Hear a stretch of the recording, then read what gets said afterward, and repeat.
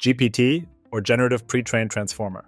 The architecture behind ChatGPT and modern AI language models, it's revolutionized how machines understand and generate human language, and you're probably using it right now in various AI tools and chatbots. At its core, GPT is a transformer model that processes text using attention mechanisms.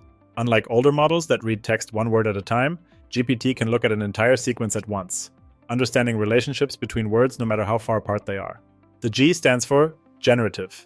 It can create new text by predicting what comes next, one token at a time.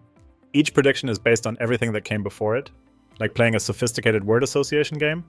The P means pre-trained. The model learns language by reading massive amounts of internet text before being fine-tuned for specific tasks. GPT's power comes from its transformer architecture, which uses multiple layers of self-attention. Each layer can focus on different aspects of text. Some might catch grammar, others grasp context, and some understand factual relationships. The more layers and parameters, the more sophisticated its understanding becomes.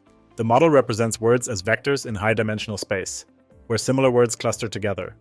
When processing text, it calculates attention scores between every word and every other word, figuring out what's important for the current context. This is why it can maintain coherent conversations across long exchanges.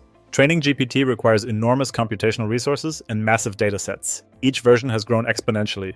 GPT-3 has 175 billion parameters, while GPT-4 has 1.8 trillion. This scale is why these models can engage in seemingly intelligent conversation, though they're ultimately pattern-matching machines. Despite its capabilities, GPT has limitations. It can hallucinate facts, doesn't truly understand context like humans do, and can be biased based on its training data.